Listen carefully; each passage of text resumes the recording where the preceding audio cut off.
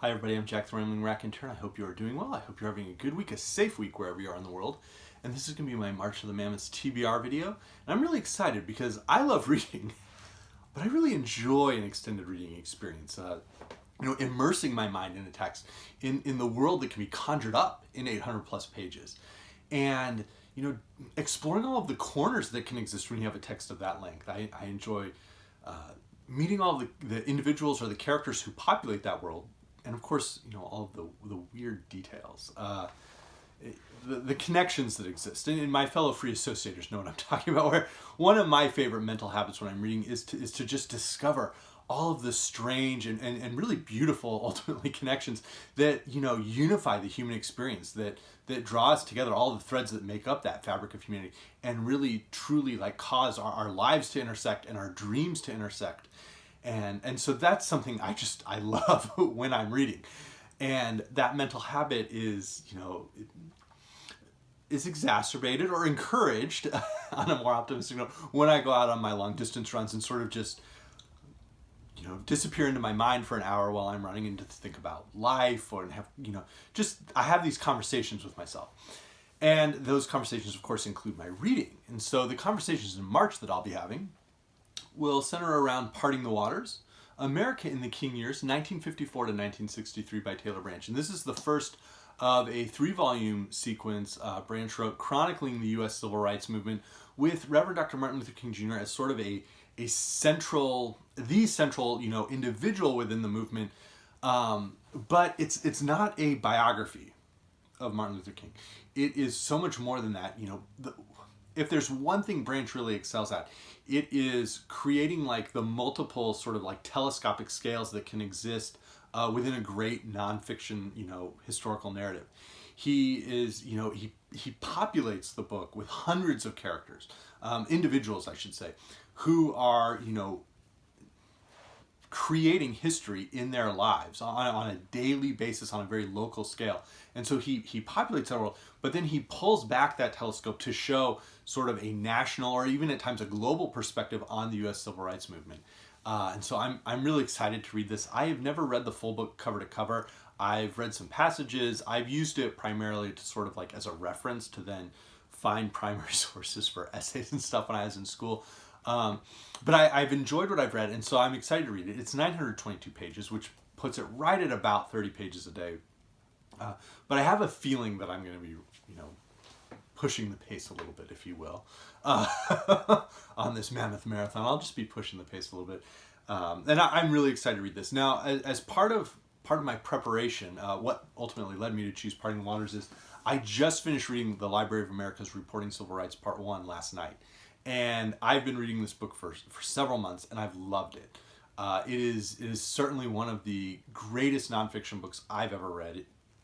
It would be on my top 10 nonfictions book tag when and if I ever revise that. This was excellent, and it chronicles almost the exact same year. So this goes from the just before the Montgomery bus boycott that really catapults Dr. King into not just a central figure of the civil rights movement, but into a national consciousness, and then concludes in 1963 with the March on Washington.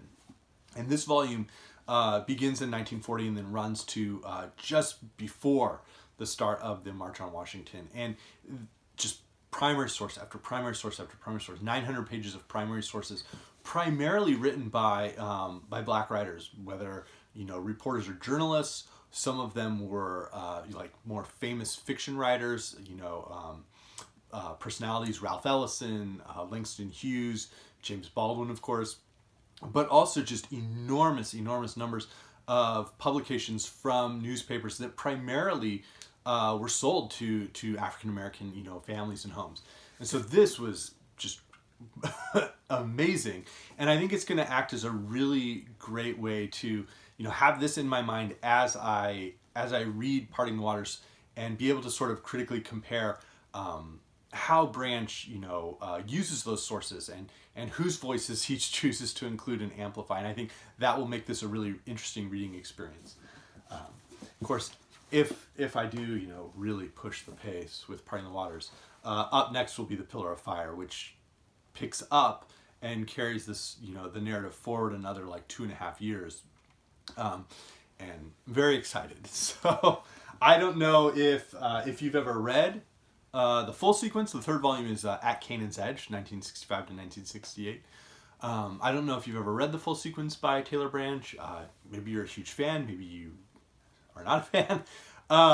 Or if you'd be interested in joining me. I didn't really plan for that, but if there's anybody who has a copy and hasn't read it yet, I'd encourage you to give it a shot. Feel free, you could email me, we could set up a Voxer, and I'd be happy to just discuss, this as I read it or as we read it, or I'll just talk to myself while I'm out running. But I'm excited. I'm excited for that. The other aspect, of course, is as, Jason Olboos Chapter and Verse and Lukash at Cruel Reader's Thesis and Alex over at Big L Books have pointed out is you don't need to finish an 800-page book in March. Part of the beauty is just getting started with it. Or, dipping in and out or continuing your reading experience. So one that I have not finished and won't finish in March, but that I will be continuing to read in March is the Shahnameh, the Persian Book of Kings by Ferdowsi. This is amazing. I'm taking my time with this book because it is so amazing. And I know I'm not going to finish it in March, but it's one of those books where it's like, when I get to the last chapter, I'm going to wait almost a week to read it because it'll be the last, time I get to experience Ferdowsi for the first time. And this is just a marvelous, marvelous epic. So, Parting the Waters by Taylor Branch with, periodic excursions and diversions over to the Shahnameh. That will be my March. And again, I really do hope everybody's well, and thank you. Bye.